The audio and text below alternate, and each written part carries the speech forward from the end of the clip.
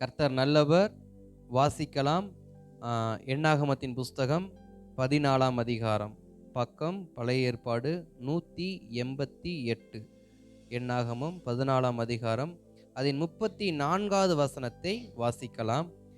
நீங்கள் தேசத்தை சுற்றி 40 நாள் லக்கத்தின்படியே ஒவ்வொரு நாள் ஒவ்வொரு வருஷமாக நீங்கள் என் உடன்படிக்கைக்கு வந்த மாறுதலை உணர்வீர்கள். அல்லேலூயா. ஆமென். நம்ம இங்க வாசித்த ஒரு வார்த்தை நமக்கு நன்றாக தெரிந்திருக்கும். இஸ்ரவேல் ஜனங்கள் கானான் தேசத்துக்கு புறப்பட்டு போனப்ப மோசே அவர்களை தேசத்தை வேவு பார்க்கும்படி அனுப்பினதான சம்பவம் தான் 13ஆம் அதிகாரம் மற்றும் 14ஆம் அதிகாரம். இந்த 14ஆம் அதிகாரத்துல வார்த்தையில ஒரு வார்த்தை அழகா சொல்லப்படுகிறது. நீங்கள் தேசத்தை சுற்றி பார்த்த 40 நாள் லக்கத்தின்படியே ஒவ்வொரு நாள் ஒவ்வொரு வருஷமாக நீங்கள் 40 வருஷம் உங்கள் அக்கிரமங்களை சுமந்து என் உடன்படிக்கைக்கு வந்த மாறுதலை உணர்வீர்கள். இங்க தேவன் ஒரு வார்த்தையை சொல்றாரு. என் உடன்படிக்கை ஏன் மாறியது என்பது இதுக்கப்புறம் உங்களுக்கு என்ன பண்ணும் தெரியும். நான் உங்களுக்கு பண்ணின என் உடன்படிக்கை என்னன்னு உங்களுக்கு தெரியும். நான் உங்களை பாலும் தேன் மூடுகிற தேசத்துக்கு கொண்டு போவேன்னு சொல்லி உங்களை அழைத்து வந்தது உங்க யாவருக்கும் நல்லா தெரியும். ஆனா என் உடன்படிக்கை ஏன் மாறுது, ஏன் மாறுச்சுங்கிறது இதுக்கப்புறம் உங்களுக்கு என்ன பண்ணும் தெரியும்னு சொல்லி இங்கு வார்த்தையை முடிக்கிறார். நம்ம இன்னைக்கு தியானிக்க போகிற வார்த்தை என்னவென்றால், வாயின் வார்த்தையில் கவனமாயிருங்கள். அல்லேலூயா. வாயின் வார்த்தையில் கவனமாயிருங்கள். இதுதான் நம்ம இன்னைக்கு தியானிக்க போகிற வார்த்தை. நாம் தேவனை ஆராதிக்கிறதான நம்முடைய வாழ்க்கையில நம்முடைய வார்த்தை மிக மிக ஜாக்கிரதையாக இருக்க வேண்டும். கர்த்தரை ஆராதிக்கிற ஒரு மனுஷன், ஒரு தேவ குடும்பம், அந்த குடும்பத்திலிருந்து வெளிப்படுகிற வார்த்தை என்பது அநேகருடைய காதுகளை தீட்டப்பட்டு கேட்கப்படக்கூடியதாக இருக்கிறது. நான் என்ன பேசுவேன் என்பதை இன்றைக்கு செவிகளை தீட்டி கேட்கிறதான ஒரு கூட்டம் இன்றைக்கு நம்முடைய தேசத்துல இருக்கு. அதுல குறிப்பா சொல்லணும்னா, நம்மை மோசம் போக்க நினைக்கிற நம்முடைய சத்ரு நம்முடைய வார்த்தையை கவனமாய் கேட்டுக்கொண்டிருக்கிறவனாய் இருக்கிறான். அப்ப இப்படிப்பட்ட காலகட்டத்துல என் வாயின் வார்த்தைகள் எப்படிப்பட்டதா இருக்கணும்? மிக ஜாக்கிரதை உள்ளதா இருக்கணும், மிக கவனம் உள்ளதா இருக்கணும், அது அர்ப்பணிக்கப்பட்டதா இருக்கணும், அதுல விசுவாசம் இருக்கணும், அதுல ஜெபம் இருக்கணும், அதுல தேவனுக்கு கீழ்ப்படிதல் இருக்கணும், அதுல ஒருத்தருக்கு ஒருவர் கீழ்ப்படிதல் இருக்கணும். அப்ப நம்முடைய வாயின் வார்த்தைகள் ரொம்ப முக்கியம். நாம் பேசுகிற எல்லா வார்த்தையிலையும் மரியாதை இருக்கான்னு கேட்டா தெரியாது. நாம் பேசுகிற வார்த்தையில மன்னிப்பு இருக்கான்னு கேட்டா தெரியாது. நம்ம பேசின வார்த்தையில உண்மையான விசுவாசம் இருக்கான்னு கேட்டா தெரியாது. ஏன்னா வார்த்தை என்பது பொதுவா இருக்கு. அது இருதயத்திலிருந்து வரும் பொழுது அது உண்மையான விசுவாச வார்த்தையா வருதா, அது உண்மையான விசாரிக்கிற வார்த்தையா வருதா, அது உண்மையான இரக்கத்தின் வார்த்தையா வருதான்னாக்க அது நம்மை நாம் சோதித்து பார்த்தால் நல்லா இருக்கும். அப்ப இன்றைக்கு நம்ம அநேகரை விசாரிக்கிறோம், அநேகருக்காக ஜெபிக்கிறோம், அநேகருக்காக நம்ம தேவ சமூகத்துல கண்ணீரோடு நிக்கிறோம். இது அனைத்தும் எப்படிப்பட்டதா இதுவரைக்கும் இருந்தது என்பதை நம்ம கொஞ்சம் தியானிச்சுக்கணும். அதுக்குள்ள நான் போகல, அது இன்னைக்கான பிரசங்கமும் இல்லை. ஆனாலும் நம் வாயின் வார்த்தைகள் கவனமா இருக்கணும். திருப்பிக் கொள்ளலாம். 13ஆம் அதிகாரத்துல, எண்ணாகமம் 13ஆம் அதிகாரத்துல மோசே என்ன பண்ணுவாரு? தம்மோடு இருந்ததான 12 கோத்திரங்களையும் கோத்திரத்திற்கு ஒருவர் என்று 12 பேரை என்ன பண்ண பிரித்து எடுப்பார். 12 பேரை பிரித்தெடுத்து அந்த 12 பேரையும் வாழப்போகிற கானான் தேசம், பாலும் தேனும் ஓடுகிற கானான் தேசத்தை வேவு பார்த்து வாருங்கள், அதாவது சுத்தி பார்த்துட்டு வாங்கன்னு சொல்லி அந்த 12 பேரையும் கானான் தேசத்துக்கு அனுப்பி வைப்பார். இந்த கானான் தேசத்துக்கு போன இவர்கள் தேசத்தை முழுவதும் சுற்றி பார்க்கிறாங்க. தேசம் எப்படி இருக்கு, அதன் மலைகள் எப்படி இருக்கு, அதன் கனிகள் எப்படி இருக்கு, ஒவ்வொரு மரமும் ஒவ்வொரு மனிதனும் அதன் வயல் நிலங்கள் எப்படி இருக்கு, அது விவசாயத்துக்கு ஏத்ததா இருக்கா? இப்படி பல காரியங்களை அவர்கள் பார்க்கறாங்க. கால சூழ்நிலை எப்படி இருக்கு, தரை எப்படி இருக்கு, பாதைகள் எப்படி இருக்கு, ஆறுகள் குளங்கள் எப்படி இருக்கு, இப்படி எல்லாத்தையும் ஒன்னும் விடாம அவர்கள் பார்க்கும் பொழுது அவர்கள் ஆச்சரியப்பட்டு நின்ற விஷயம் என்னன்னா, ஒரே ஒரு திராட்சை கொலை ஒரு மனிதனுடைய உயரத்திற்கு நின்றது பார்த்தவர்கள் ஆச்சரியப்பட்டு நின்றார்கள். ஒரு திராட்சை கொலை சுமார் ஒரு 6 அடிக்கு தொங்குது. ஒரே திராட்சை கொலை 6 அடிக்கு தொங்குது. அந்த 6 திராட்சை கொலையை ஒருவனால் தூக்க முடியுமான்னு கேட்டா இல்ல. அதை தூக்க 2 பேர் தேவைப்படுது.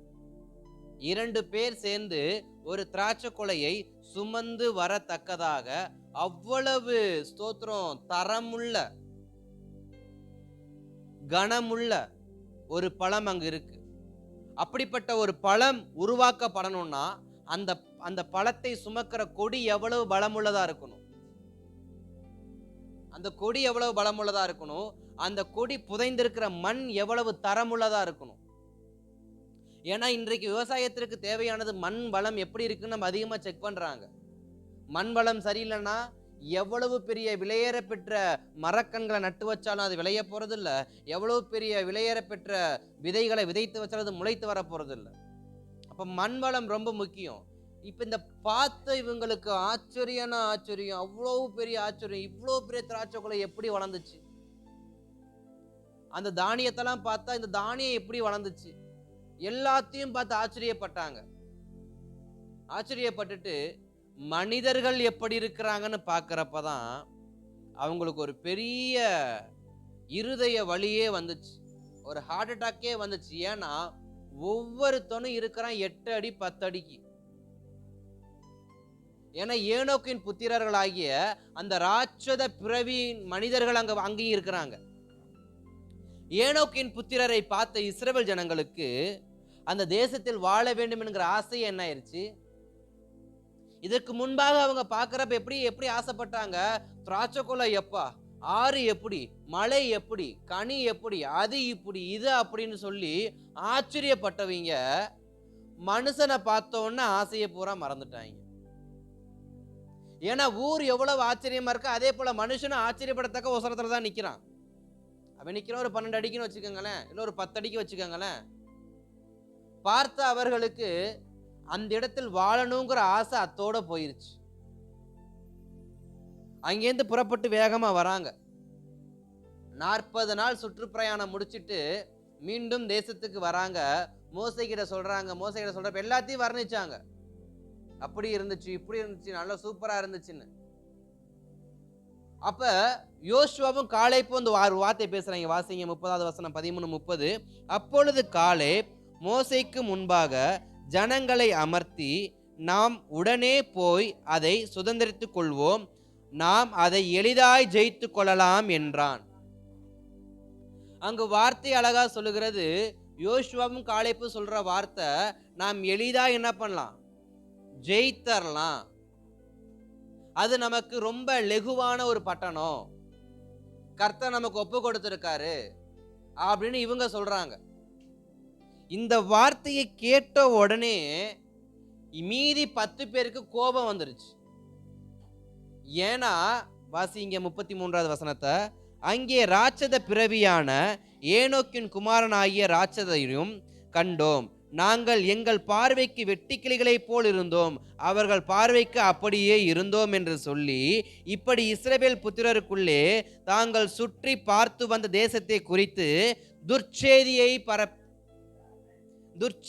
பரப்பச் செய்தார்கள். இங்கு யோசுவாவும் காலேப்பும் சொல்லுகிற வார்த்தை என்ன வார்த்தை?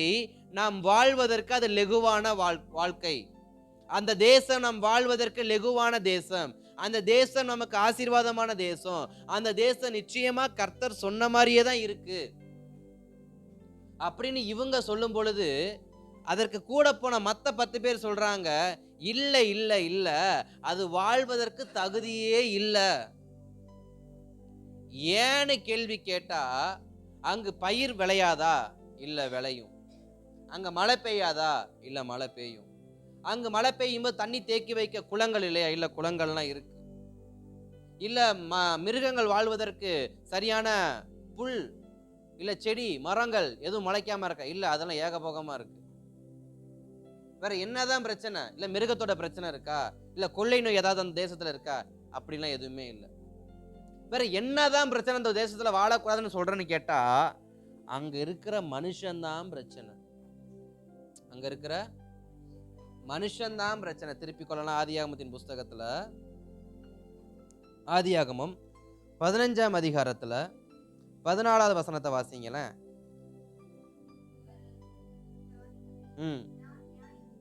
இவர்கள் சேவிக்கும் ஜாதிகளை நான் நியாயம் தீர்ப்பேன், பின் மிகுந்த பொருட்களுடனே புறப்பட்டு வருவார்கள். அதற்கு மேல இருக்கிற வசனத்தை சேர்த்து வாசிக்கலாமா? அப்பொழுது அவர் ஆபிரகாமை நோக்கி, உன் சந்ததியார் தங்களுடையது அல்லாத அந்நிய தேசத்திலே பரதேசிகளாயிருந்து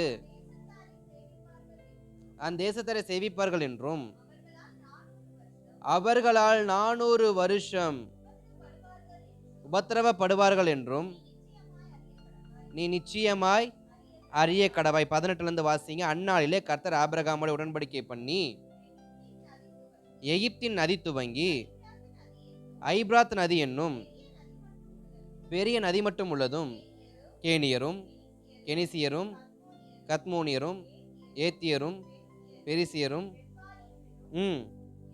எமோரியரும் கானானியரும் கிர்காசியரும் எபுசியரும் என்பவர்கள் இருக்கிறதுமான இந்த தேசத்தை உன் சந்ததிக்கு கொடுத்தேன் என்றார். எந்த சந்ததிக்கு? ஆபிரகாமுடைய சந்ததிக்கு. எந்த தேசத்தை? கானான் தேசத்தை. அந்த தேசத்துல எந்த ஜனங்கள் இருந்தாலும் பரவாயில்ல, அத்தனை பேருக்கு முன்பாக அந்த தேசத்தை உன் சந்ததிக்கு நான் என்ன பண்ணுவேன்? தருவேன்னு கர்த்தர் ஆபிரகாமோடு உடன்படிக்கை பண்ணி ஆபிரகாமோடு பேசின வார்த்தை தான் இந்த உடன்படிக்கை. இப்ப கர்த்தருடைய உடன்படிக்கை ஆபிரகாமோடு இருக்க, இஸ்ரவேல் ஜனங்களை வேவு பார்க்கும்படி என்னாகும் 13ஆம் அதிகாரத்துல யோசுவா அனுப்ப, ஆனா இவர்கள் வந்து சொன்ன வார்த்தை என்ன? அது நாம் வாழ தகுதியான தேசம் இல்ல. காரணம், அங்க ஏனோக்கின் புத்திரன் இருக்கிறார்கள். ஏனோக்கின் புத்திரர்கள் இருக்கிறபடியினால் அந்த ஏனோக்கின் புத்திரர்களை ஜெயித்து நம்மால் வாழ முடியாது. இன்றைக்கு அநேகர் நாம் சொல்லுகிறதான ஒரு வார்த்தை, ஜெயித்து வாழ முடியாது, முன்னேறி வாழ்ந்து வர முடியாது, இவ்வளவு பெரிய உபத்திரவத்தை என்னால மேற்கொள்ள முடியாது, இவ்வளவு பெரிய பலவீனத்தினால மேற்கொள்ள முடியாது, இவ்வளவு பெரிய நட்டத்தை என்னால ஈடு செய்ய முடியாதுன்னு சொல்லி இன்றைக்கு நாம் சொல்லுகிற ஒவ்வொரு வாயின் வார்த்தைகள் என்னன்னா, முடியாது முடியாது முடியாது முடியாது முடியாது. இந்த முடியாதுங்கிற வார்த்தையவே சொல்லி முடியாத அளவுக்கு நம்முடைய வாழ்க்கையில நம்ம என்ன பண்றோம்? ஒவ்வொரு விஷயம் சொல்றோம். காரணம் என்ன? அங்கு நிக்கிறது யாரு? ஏனோக்கின் புத்திரர். அவர்களை ஜெயிக்கவே முடியாது. அவர்களை ஜெயிக்கவே முடியாது. நாம் நம்முடைய வாழ்க்கையில நம் வாயின் வார்த்தை எவ்வளவு விசுவாசம் உள்ளதா இருக்குதோ அவ்வளவு நன்மைகள் நம்முடைய வாழ்க்கையில என்ன பண்ணும்? நடக்கும். ஏன்னா இயேசு கிறிஸ்து தம்முடைய சீஷர்கள் 12 பேரையும் கூப்பிட்டு அவர்கள் அபிஷேகம் பண்ணி அவர் சொன்ன ஒரே ஒரு வார்த்தை என்னன்னா, நீ போகிற வீடு உன் வாயின் வார்த்தையின்படியே ஆசீர்வதிக்கப்படும். நீ ஒரு வீட்டுக்கு போற, அந்த வீட்டுக்கு போய் அந்த வீட்டில் இருக்கிறவங்களுக்காக நீ ஜெபம் பண்ற, நீ ஜெபம் பண்ணி திரும்பி வரும் பொழுது அந்த வீட்டார் அந்த வார்த்தையை ஏற்றுக்கொண்டா உன் வாயிலிருந்து பிறந்த ஒவ்வொரு வாயின் வார்த்தைகளும் அந்த வீட்டுக்கு ஆசீர்வாதமா மாறும். அதே போல ஆபிரகாம்கிட்ட சொன்னாரு, நீ ஆசீர்வதிக்கிறவர்களை ஆசீர்வதிப்பேன், நீ சபிக்கிறவர்களை சபிப்பேன். அப்ப நம் வாயின் வார்த்தைகள் தேவன் மிகவும் கனமுள்ளதாய் பார்க்கிறார். அதை விட ஸ்தோத்திரம், மனிதர்கள் கவனமுள்ளவர்களா என்ன பண்றாங்க? பார்க்கிறாங்க. இப்ப சுற்றி இருக்கிற இஸ்ரவேல் ஜனங்கள் அனைவரும் எதிர்பார்க்கிற ஒரு வார்த்தை என்ன தெரியுமா? 40 நாள் அளவும் கானான் தேசத்தை வேவு பார்க்க போனவர்கள் வந்து என்ன சொல்லுவார்கள்? அவர்கள் வந்து என்ன சொல்லுவார்கள்? நாம் எப்போ புறப்பட போறோம், நாம் எப்போ வாக்குத்தத்தத்தை சுதந்தரிக்க போகிறோம்னு சொல்லும் பொழுது இந்த வாய் இருக்கு பார்த்தீங்கன்னா, இந்த வாய் சொல்லுது முடியாது. இந்த வாய் சொல்லுது முடியாது. இன்றைக்கு கூட நான் ஒரு வார்த்தையை ஒன்று சொன்னேன். ஒய்ஃப்ட பேசிட்டு இருக்கிறப்ப, ஃபோன்ல பேசிட்டு இருக்கிறப்ப அவங்க சொன்னாங்க. என்ன சொன்னாங்க அப்படின்னா, ஸ்தோத்திரம், நான் தான் சொன்னேன், எப்பா நீ எப்படியும் அடுத்த வாரம் தானே வருவ, நான் எல்லாத்தையும் பார்த்துக்கிறேன் அப்படின்னு. அவங்க சொன்னாங்க, நான் அடுத்த வாரம் தான் வருவேன், நீங்க முடிவே பண்ணிட்டீங்களா அப்படின்னாங்க. நடைமுறையை பார்த்தா அப்படித்தான் இருக்கு, அதனால நான் சொன்னேன் அப்படின்னு. ஏப்பா இந்த வாரமே வருவேன்லாம் சொல்லாம, நான் நடைமுறையை தான் என்னைக்கும் பேசுவேன், நான் விசுவாசமா வார்த்தையை பேச மாட்டேன் அப்படின்னு. இன்னைக்கு பார்த்தா வார்த்தை அதுவாகவே வந்து நிக்குது எனக்கு. இன்னைக்கு காலைல தான் அந்த வார்த்தையை சொன்னேன். சரி இருக்கட்டும். அப்ப அநேக நேரத்துல நம் வாயின் வார்த்தைகள் எப்படிப்பட்ட வார்த்தையா இருக்கு? நடைமுறையின் வார்த்தையா தான் இருக்கு. இதை தியானிக்கிறப்ப எனக்கு அதான் ஞாபகம் வந்துச்சு. என்ன வார்த்தையை காலையில சொன்னோமோ பேசுறப்ப, அதே வார்த்தை இன்னைக்கு பிரசங்கம் வரணும் எதிர்பார்க்கவே இல்லை. அப்ப ஸ்தோத்திரம், நாம் ஒவ்வொருவரோடும் பேசுகிறோம். என்ன சொல்றோம்? அதெல்லாம் நடக்காது, நடக்கிறத பேசு. இல்ல மாறுங்க, அதெல்லாம் மாறாது. அவனை பாரு, அவன் தோரணையை பாரு எப்படி நிக்கிறான், அவனை பார்த்தா உனக்கு அவனை அடிச்சு போட்டு போறது உனக்கு தெம்பு இருக்கா? இல்ல இல்ல. அப்புறம் எதுக்கு சும்மா தேவையில்லாத பேசு? உண்மையை பேசு. உண்மையை பேசணும். உண்மையோடு சேர்ந்த விசுவாச வார்த்தை நம் வாயிலிருந்து என்ன பண்ணணும்? வரணும். நம்ம உண்மையை பேசுறோன்ற பேர்ல நம்ம மற்றவர்களை பயப்பட வைக்கிறோம். டாக்டரை பார்த்துருக்கீங்களா? உண்மையை சொல்லுவாங்க, ஆனா நம்ம பயப்படாதபடிக்கு சொல்லுவாங்க. இப்படிதான் இருக்கு, பரவாயில்ல பார்த்துக்கலாம். இன்னும் கொஞ்சம் முன்னேற்றம் தேவை.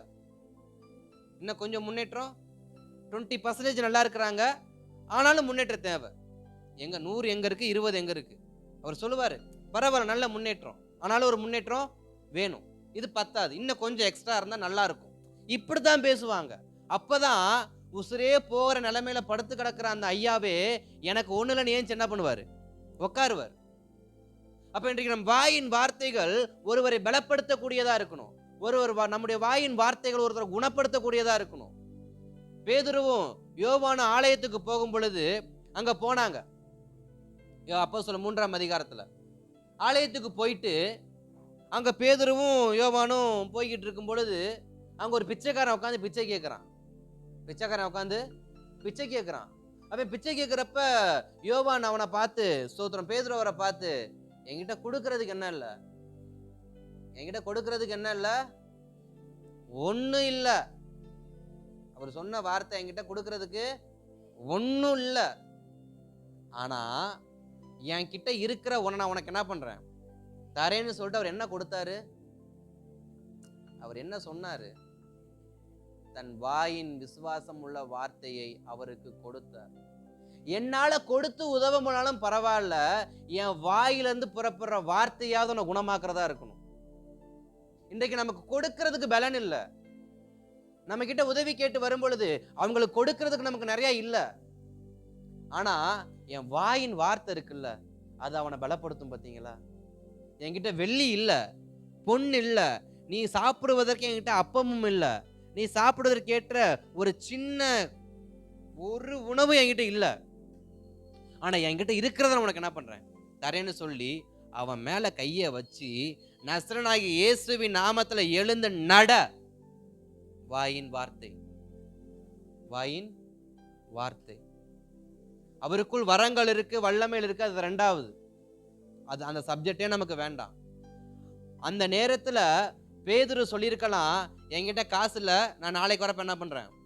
உனக்கு கொடுக்குறேன் அப்படின்னு. அப்படியெல்லாம் பேதுரு சொல்லல.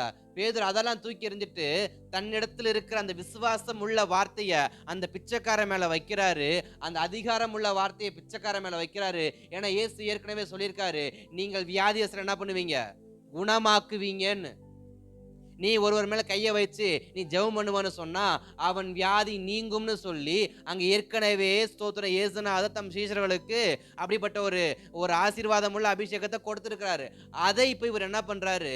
தன் வாயின் வார்த்தையில சொல்றாரு, என்கிட்ட பொண்ணும் இல்ல வெள்ளியும் இல்ல, இயேசுவின் நாமத்துல எழுந்து நடன்னு சொன்ன வேகத்துக்கு அவன் எழுந்து நடந்தான். அப்ப என் வாயின் வார்த்தை எப்படிப்பட்டதா இருக்கு? எனக்குள்ள ஆண்டவர் வல்லமை வச்சிருக்காருல்ல, எனக்குள்ள பலப்படுத்துற கிருபை இருக்குல்ல, எனக்குள்ள அபிஷேகிக்கிற கிருபை இருக்குல்ல, எனக்குள்ள ஸ்தோத்திரம் விவாதம் பண்ணாதபடிக்கு ஸ்தோத்திரம் கீழ்ப்படியத்தக்க வார்த்தை இருக்குல்ல, அதிகாரமுள்ள நாவை எனக்கு தந்தாலும் எனக்கு என் வாயின் வார்த்தைகள் எப்படிப்பட்டதா இருக்கு? அவனை குணமாக்கும்படியாக இருக்கு. அப்ப பேதுரு அந்த அற்புதத்தை செஞ்ச உடனே அங்க இருக்கிற ஜனங்கள் எல்லோரும் எங்க வராங்க? பேதுரு கிட்ட வராங்க. அப்ப பேதுருவின் வாயின் வார்த்தைகள் எப்படிப்பட்டதா இருக்கு? அநேகரை கவர்ந்து இழுக்கும்படி, சுவிசேஷம் சொல்லும்படி, அற்புதம் செய்யும்படி, தேவ அடையாளங்களை காண்பிக்கும்படி, தேவன் கொடுத்த அதிகாரத்தை வெளிப்படுத்தும்படி. ஆனா இங்க இருக்கிறவங்களுக்கு ஸ்தோத்திரம், அந்த மோசே அந்த 12 பேரையும் செலக்ட் பண்ணி தான் என்ன பண்ணாரு? அனுப்புனார். எப்படி காலேப்பும் யோசுவாவும் ரொம்ப முக்கியமானவர்களோ அதே போலதான் மீதி உள்ள 10 பேரும். ஆனா அந்த 10 பேரு தங்களுக்கு கொடுக்கப்பட்ட பொறுப்பு என்ன பண்ணல? நினைக்கல. தங்களுக்கு கொடுக்கப்பட்ட பொறுப்பு எப்படிப்பட்ட பொறுப்பா இருக்கு? நம் வாயின் வார்த்தையை கேட்கிறவங்க அதை அப்படியே நம்புவாங்களே. அந்த வார்த்தை எப்படி கனமுள்ள வார்த்தையா இருக்கணும், அதுக்காக அவங்க எந்த ஒரு பிரயாசமும் படல. அவர்கள் வாயின் வார்த்தை எப்படி தெரியுமா இருந்துச்சு?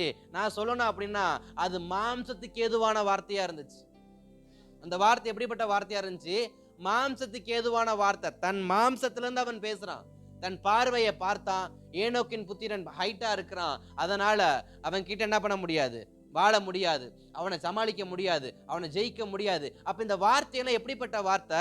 மாம்சீக வார்த்தை. 2026 வருஷத்துல போகிறேன்னா என் மாம்சீக வார்த்தைய குறைக்கணும். என் மாம்சீக வார்த்தைய குறைக்கணும். என் வாயின் வார்த்தைகள் எப்படிப்பட்ட வார்த்தைகளா இருக்கணும்னா ஆவிக்குரிய விசுவாசம் உள்ள வார்த்தைகளா இருக்கணும். வாயின் வார்த்தையில் கவனமா இருக்கணும்னா என் வாயிலிருந்து புறப்படுற வார்த்தை விசுவாசம் உள்ள வார்த்தையா இருக்கணும். என் வாயின் வார்த்தைகள் பலப்படுத்தக்கூடிய வார்த்தைகளா இருக்கணும். ஒரு நாளும் என் வாயின் வார்த்தை மாம்சீகமா இருந்துடக்கூடாது. பேதுரு மாம்சீகமான வார்த்தையை பேசி இருந்தாருன்னா, பிச்சைக்காரன் என்கிட்ட பணம் இல்லை, நாளைக்கு வரப்ப போறேன், எப்போடா அப்படின்ட்டு என்ன பண்ணிருப்பாரு? போயிருப்பாரு.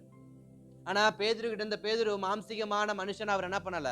செயல்படல. அவருடைய நடை உடை அனைத்துமே ஆவிக்குரிய ரீதியாக, அவர் பார்வை முதற்கொண்டு ஆவிக்குரிய பார்வையா இருக்கு. அதனாலதான் சொன்னாரு, இயேசுவின் நாமத்துல எழுந்து நடராஜான்னு சொன்ன உடனே அவர் எழுந்து வேகம் ஆலயத்துக்கு போய் நன்றி சொல்ல போனார். இன்றைக்கு ஆலயத்துக்கு ஒருத்தன் வரேன்னு சொன்னா கூட நம்ம சொல்ற வார்த்தை, இப்ப வேண்டாம் அப்புறம் போய்க்கலாம், அங்க போ வேணாம் அங்க போய்க்கலாம், இந்த சர்ச்சு நல்லா இருக்கு அந்த சர்ச்சுக்கு. அப்ப நம் வாயின் வார்த்தைகள் பலப்படுத்தக்கூடியதா இருக்கணும், சுவிசேஷம் சொல்லக்கூடியதா இருக்கணும். கர்த்தர் உனக்கு சொன்ன வாக்கு தத்தங்கள் நிறைவேறும்னு சொல்லணும். ஒரு ஊழியக்கார் அழகா ஒரு வார்த்தை, ஒரு அழகான்னு சொல்ல முடியாது, ஒரு ஊழியக்கார் ஒரு வார்த்தையை சொன்னார். என்னன்னா, ஒரு ரொம்ப நாளா அந்த குடும்பம் அந்த சபைக்கு போய்கிட்டு இருந்தாங்க. ரொம்ப நாளா அந்த குடும்பம் சபைக்கு போய்கிட்டு இருந்தாங்க. திருமணத்துக்கு அப்புறம் அவர்கள் கணவன் மனைவியா வேற இடத்துக்கு வர வேண்டிய சூழ்நிலை ஆயிடுச்சு. வேற இடத்துக்கு வந்ததுக்கு அப்புறமா அவங்களுக்கு மறுபடியும் அந்த அந்த சபைக்கு போனா அது ரொம்ப தொலை தூரத்துல இருக்கு. சுமார் ஒரு 2 பஸ் ஏறி போற அளவுக்கு தூரத்துல இருக்கு.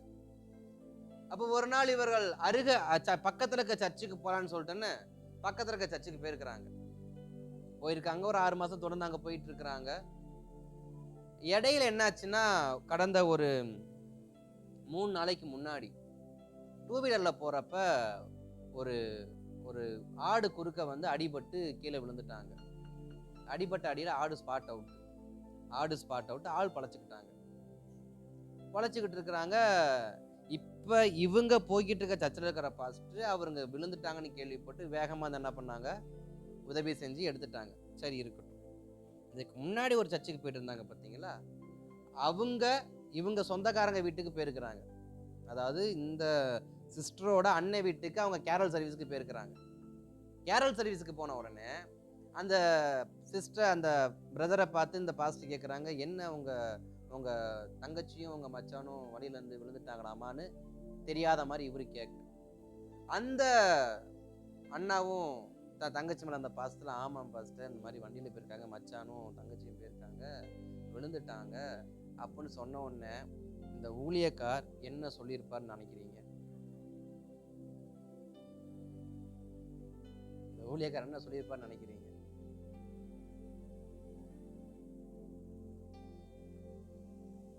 சபைக்கு சபை மாறினா இப்படித்தான் ரோட்ல விழுந்து கிடக்கணும் அப்படின்னாரு. அப்போ ஒரு ஊழியக்காருடைய வார்த்தைய ஒரு விசுவாசி எப்படி கேட்கிறாங்க, அந்த வார்த்தை எப்படிப்பட்ட வார்த்தையா நமக்கு வரப்போகுது அப்படின்னு. அந்த வார்த்தையை சொல்லும்போது அவங்க ரொம்ப கஷ்டமா சொன்னாங்க. இப்படிதான் ஊழியக்காரர் பேசுவாங்களா? ஊழியக்காரனா இந்த மாதிரி தான் பேசுவாங்களா? ஆனா பலிபீடத்துல மட்டும் அவர் அப்படி பேசுறாரு. இப்படிப்பட்ட இருதய உள்ள ஊழியக்காரருடைய சபைக்கு நான் எத்தனை வருஷமா போயிட்டு இருந்தேன். அப்ப இன்னொரு வார்த்தை சேர்த்து சொன்னாங்க. அப்ப அங்க இருக்கிறப்பதான் எனக்கு அட்டாக் வந்து நான் ஆஞ்சியோ பண்ண போனேன். அப்ப எங்க போனார் அந்த ஊழியக்காரு? அந்த ஊழியக்காரர் சபையில இருக்கிறப்பதான் என் மகனும் என் மருமகளும் ஏற்கனவே ஒரு முறை எனக்கு கீழே விழுந்து அடிபட்டாங்க. அப்ப அந்த ஊழியக்காரர் அந்த சபைக்கு தான் நாங்க போயிட்டு இருந்தோம். அப்ப அநேக விதண்டாவாதம் கிளம்புறதுக்கு எதுதான் காரணமா இருக்கு? என் வாயிலிருந்து பிறக்கிற நக்கலான வார்த்தைகள். போற பக்கம் நக்கலா ஒரு வார்த்தையை போட்டு போயிட்டாரு அவர். சபைக்கு ஜபம் மாறினா அப்படித்தாங்க என்ன பண்ண சிரிச்சுக்கிட்டே போயிட்டாரு. அவர் சிரிச்சுக்கிட்டு சொன்ன வார்த்தை இப்ப எங்க வந்து நிக்குது? அவர் சபைக்கெல்லாம் திரும்ப நாளை பின் என்ன பண்ணும் போகணுமா, அவர் மூஞ்சில முழிக்கணுமான்ற அளவுக்கு இன்னைக்கு கோபம் என்ன பண்ணுது வருது. அப்ப நாம் பேசுகிற வார்த்தைகள் நக்கல் நிறைந்த வார்த்தைகளா இருக்கும் பொழுது நம்முடைய சாட்சியை அது முற்றிலுமாய் கெடுக்குது. அந்த ஊழியக்காரர் ரொம்ப கனமுள்ள ஊழியக்காரங்களா பார்த்தாங்க. என் திருமணத்துக்குலாம் அந்த ஊழியக்காரர் வந்திருந்தாரு. அவர் யாருன்னே தெரியாது, வந்து கை கொடுத்து பேசிட்டு போயிட்டாரு. அப்புறமா போட்டோ பார்க்கறப்ப விசாரிச்சு இவர் யாரு? இவர் தான் நாங்க சர்ச்சுக்கு போற பாஸ்டர். அப்ப அந்த அளவுக்கு ஒரு ஊழியக்காரர் கனம் பண்ணி தன் உறவினுடைய திருமணத்துக்கு வரக்கூட என்ன பண்ணக்கூடாது, என் தம்பியோட திருமணம் வாங்கன்னு கூப்பிட்டு அந்த அளவுக்கு கனப்படுத்தி வச்சிருக்கிறாங்க. அந்த அளவுக்கு உங்க மரியாதை கொடுத்து வச்சிருக்கிறாங்க. ஆனா அந்த ஊழியக்காரருடைய வாயிலிருந்து வரக்கூடிய வார்த்தை எப்படிப்பட்ட வார்த்தையா இருக்கு? நக்கலான வார்த்தையா இருக்கு. இன்றைக்கும் நம் பேசுற அந்த வார்த்தையினாலதான் நமக்கு பல சாட்சி கெட்டு போகுது. கேட்ட நான் விளையாட்டுக்கு பேசினேன், நான் ஜாலிக்காக பேசினேன். இது நாங்க எங்களுக்குள்ள பேசிக்கிட்டோம். யார் யாருக்குள்ள எப்படி பேசினாலும் என் வாயின் வார்த்தையில் நான் கவனம் உள்ளவனாக என்ன பண்ணணும், இருக்கணும். சரி இருக்கட்டும். இப்ப இந்த மோசே கேட்கிறாரு, எப்படிப்பா இருக்கு? அது வாழ தகுதி இல்ல, ஆனா திராட்சை கொலை பெருசா இருக்குன்னு ஆசீர்வாதம்லாம் நல்லா தான் இருக்கு, ஆனா வாழ்க்கை தான் வாழ முடியாது. ஏன்?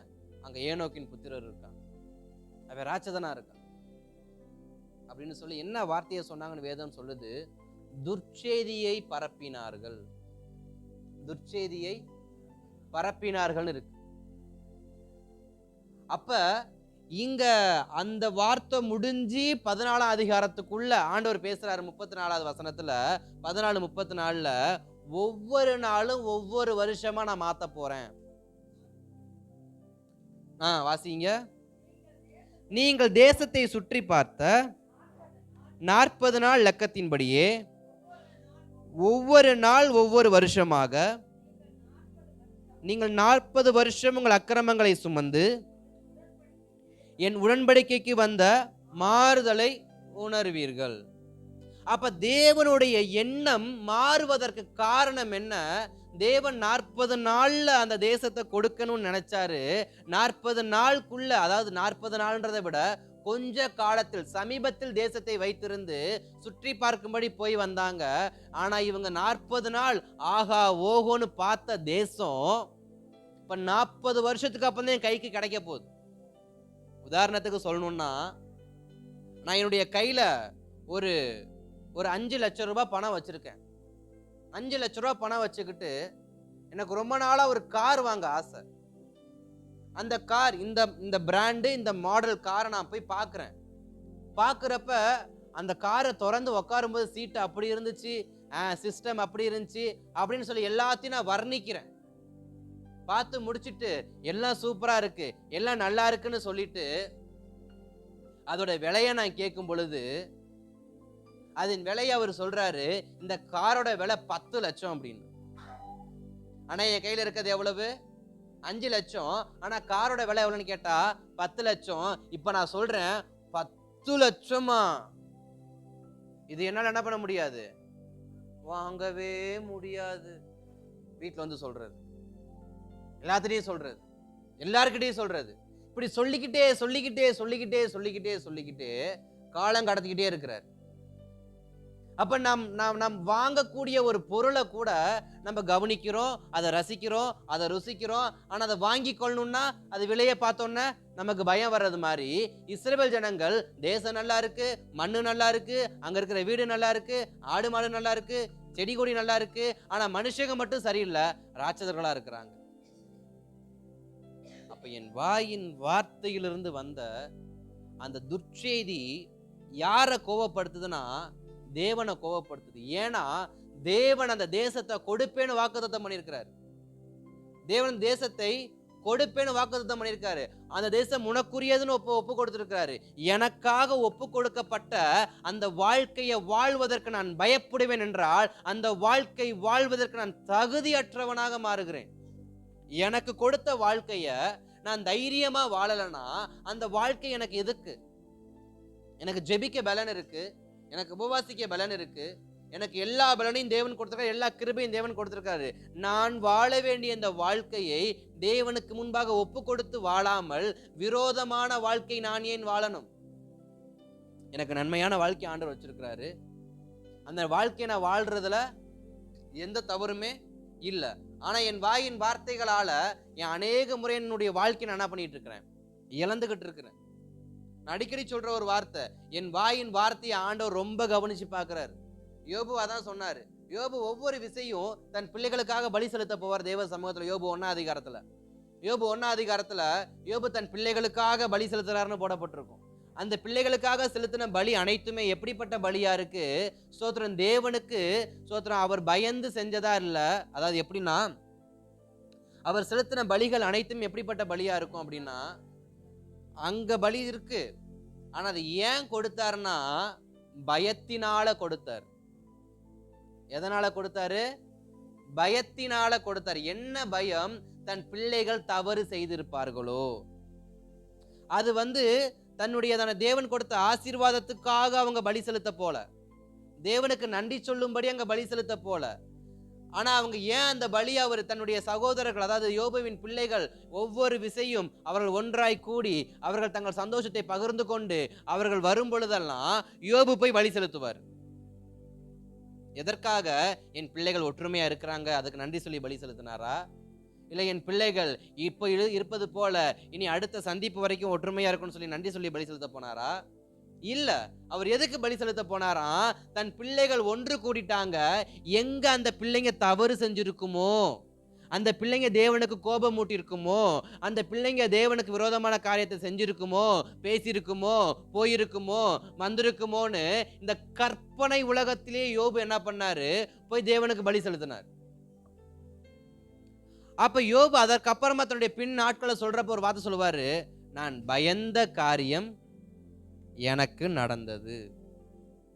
அப்படி என்ன நீ பயந்த? என் பிள்ளைங்க பாவம் செய்வாங்கன்னு நான் பயந்தேன், என் பிள்ளைங்க பாவம் செய்யறதுனால தேவ கோபம் வரும்னு நான் பயந்தேன். அப்படி தேவ கோபம் வரும் பொழுது நான் எல்லாவற்றையும் இழந்து போகிறவனா இருப்பேன்னு நான் பயந்தேன். அப்படி எல்லாவற்றையும் இழந்து போகும் பொழுது இப்படிப்பட்ட நடு ரோட்ல நான் உட்காந்துருப்பேன்னு நான் பயந்தேன். இதனால தான் நான் அன்னைக்கே போய் என்ன பண்ணேன்? பலி செலுத்தினேன். ஆனா நான் செலுத்தின பலி நன்றி உள்ள பலியா இல்ல, அது பயத்தின் பலியா இருந்துச்சு. அப்ப என் பயத்தினால நான் செய்யக்கூடிய காரியம் தேவனுக்கு பிரியமா இல்லை. அப்ப இவர்கள் வாழணும்னு ஆசைப்பட்டு போனாங்க, ஆனா பயத்தினால சொல்ற வார்த்தை, அந்த தேசம் மட்டும் நமக்கு வேண்டாம், தேசம் மட்டும் நமக்கு வேண்டாம். ஒரு வீடு, ஒரு வீட்டை ஒருவர் வாங்க ஆசைப்பட்டார். ஒரு கிறிஸ்தவர் ஒரு வீட்டை வாங்க ஆசைப்பட்டார். அந்த வீட்டை குறிச்சின சாட்சி ரொம்ப பயங்கரமான சாட்சி.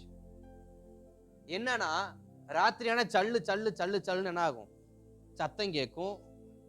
அந்த வீடு வாழ்வதற்கு தேவையான வீடு கிடையாது. அந்த வீட்டுல ஏற்கனவே ஒருத்தர் தூக்கு போட்டு தொங்கி இருக்காரு. அந்த ஆவி அந்த வீட்டையே என்ன பண்ணுது? சுத்தி சுத்தி வருது. இப்படி பல விதமான நற்சாட்சிகள் அந்த வீட்டுக்கு இருக்கு. இப்ப ஒரு கிறிஸ்தவர் அந்த வீட்டை வாங்க ஆசைப்பட்டாரு. நல்ல விசுவாசி, நல்ல முதிர்ந்த விசுவாசி, அபிஷேகம் பண்ணப்பட்ட மனுஷன், தேவனால் பயன்படுத்தக்கூடிய ஒரு மனுஷன். இப்ப அந்த மனுஷன் அந்த வீட்டை பார்த்தோன்னே அந்த வீட்டை குறித்து ஆசை வந்துருச்சு. அவருடைய பிளான் என்னன்னா, இந்த வீடு பார்க்க ரொம்ப நல்லா இருக்கு, இங்க கார் ஷெட் வச்சுக்கலாம், இங்க ப்ரேயர் ரூம் வச்சுக்கலாம் இப்படின்னு சொல்லி எல்லாத்தையும் சொன்னது ஒண்ணு. இவருடைய கற்பனை, இங்க இப்படி வச்சுக்கலாம், அங்க அப்படி வச்சுக்கலாம். ஆனா ஊருக்காரன் சொல்றான், அந்த வீட்டுக்குள்ள என்ன இருக்கு? தூக்குப்படுத்தவங்க ஆவி இருக்கு அப்படின்னு. அதனால அந்த வீடு அந்த கிராமத்துல எவனுமே வாங்கல. அந்த வீட்டுக்கு சொந்தக்காரன் இதை எவனாவது வாங்கிட்டு போனா பரவாயில்ல, எனக்கு சீப் அண்ட் பஸ்டா தரேன்னு சொல்லிட்டு என்ன பண்றாரு, 30 லட்சம் வீட்டை வெறும் 3 லட்சத்துக்கு தரேன்றார். 30 லட்சம் வீட்டை வெறும் 3 லட்சத்துக்கு தரேன்றார். இப்ப ஒரு தேவ மனுஷனா இருந்தா, ரட்சிக்கப்பட்ட தேவ மனுஷன் தான் என்ன பண்ணிருப்பாங்க, பேயாவது என் ஆண்டவர் எல்லாத்தையும் என்ன பண்ணுவாரு, விரட்டிடுவான்னு விசுவாசத்தோட என்ன பண்ணிருக்கணும், 3 லட்சத்தை உள்ள கொடுத்துட்டு வீட்டை வாங்கி சுத்தம் பண்ணி ஒரு ஃபாஸ்டிங் பேரை போட்டு வீட்டை கிளீன் பண்ணிட்டு நிம்மதியா படுத்து தூங்கியிருக்கணும். இது ஒரு நல்ல தேவ மனுஷனுக்கு, விசுவாசிக்கு அழகு. ஆனா அதுவே இல்ல எனக்கு வேண்டாம், அந்த வீட்டுல பேய் இருக்குன்னு நான் போய் 30 லட்சத்துக்கே கொடுத்து வாங்கிக்கிறேன்னா என்ன மாதிரி ஒரு முட்டா பேய் யாராவது இருப்பாங்க? அந்த வேலையை தான் இஸ்ரவேல் ஜனங்கள் செஞ்சாங்க. லெகுவா பெற்றுக்கொள்ள வேண்டிய ஆசீர்வாதத்தை இழுவையில பெற்றுக்கொண்டுகிட்டு இருக்கிறாங்க. எத்தனை வருஷத்துக்கு? 40 வருஷத்துக்கு.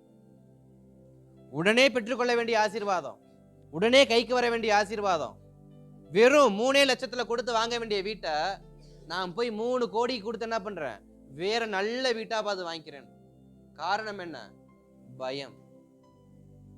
காரணம் என்ன? உண்மையிலே அங்க பேய் இருந்து என் பிள்ளைக்கு ஏதாவது ஆச்சரியம் என்ன பண்றது? பிசாசை விட நாம் ஆராதிக்கிற தேவன் சின்னவரா? உலகத்தில் இருக்கிறவரிலும் உங்களில் இருக்கிறவர் பெரியவர். பிசாசே இந்த உலகத்துல தான் இருக்கான்.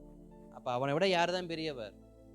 கர்த்தர் தான் பெரியவர். ஆனா இன்றைக்கு நாம மனுஷனை பார்த்து அவர்கள் பெரியவர்கள், அவர்களை தாண்டி எதுவும் செய்ய முடியாது, அவர்களை மிஞ்சி எதுவும் செய்ய முடியாது, அவர்களை கோபப்படுத்தக்கூடாது, அவர்களை பேசிடக்கூடாது, வச்சிடக்கூடாதுன்னு சொல்லி இன்றைக்கு நாம் பயந்து பயந்து பயந்து பயந்து செய்கிறதுனால எனக்கு லெகுவாய் கிடைக்க வேண்டிய ஆசீர்வாதம், என் கையில் கிடைக்க வேண்டிய ஆசீர்வாதம் பொத்தல் பையை போல காலங்கள் தாழ்த்தி காலங்கள் தாழ்த்தி காலங்கள் தாழ்த்தி என் கரத்துக்கு வந்து கொண்டிருப்பதற்கு யார் காரணம் என்றால் நானே தான் காரணம். என் பயம்தான் காரணம். என்னுடைய விசுவாசம் உள்ள வார்த்தை இல்லாமல் அவிசுவாசமான வார்த்தைகள் தான் காரணம் என்பதை அங்கு மோசே என்ன பண்றாரு, புரிஞ்சுக்கிறாரு.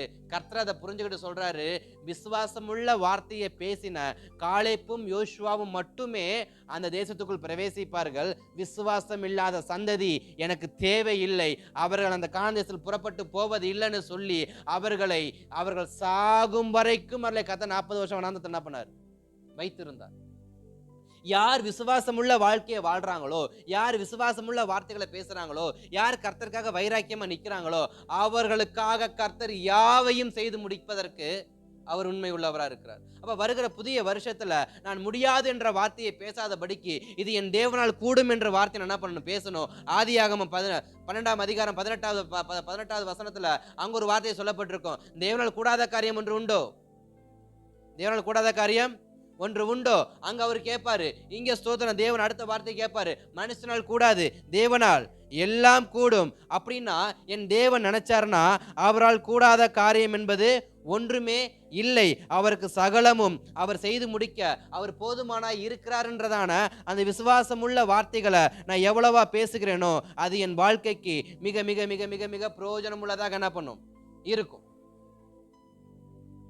மனுஷனால் கூடாது, தேவனால் கூடும்.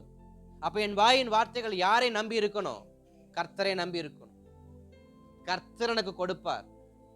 அதான் யோபு சொன்னார், கர்த்தர் கொடுத்தார், கர்த்தர். அப்ப கொடுக்கிறவர் யாரு? கர்த்தர். எடுக்கிறவர் யாரு? ஏன் எடுத்தாரு? கொடுத்தவர் ஏன் எடுத்தாரு? கொடுக்கிறேன்னு சொன்ன தேசத்தை ஏன் மறுபடியும் மீண்டு எடுத்தாரு? ஏன் உடன்படிக்கையை மாறுதலமாய் மாறியது? என்னுடைய உடன்படிக்கையே மாறுதலமாய் மாறியது. ஏன் உடனே கிடைக்க வேண்டிய ஆசீர்வாதம் தொலைதூரத்துக்கு போச்சு? என் விசுவாச வார்த்தை, என் வாயிலிருந்து வந்த வார்த்தை.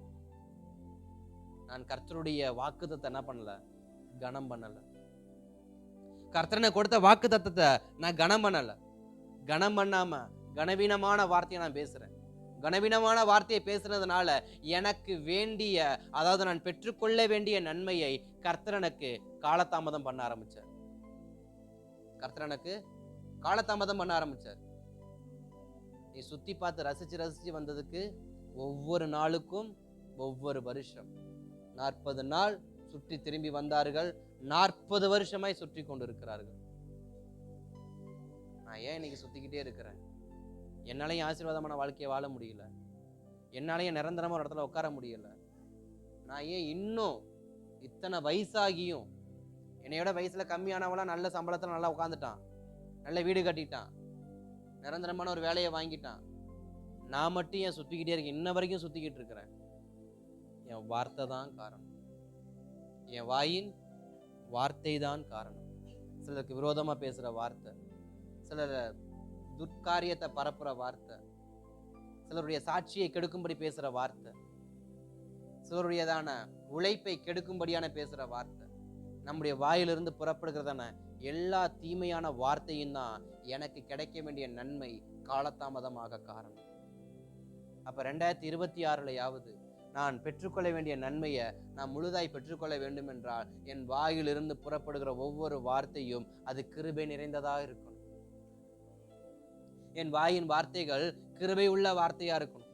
என் வாயின் வார்த்தைகள் மற்றவர்களுக்கு ஆறுதல் உள்ள வார்த்தையா இருக்கணும். அட்லீஸ்ட் விசுவாசம் உள்ள வார்த்தையாவது இருக்கணும்.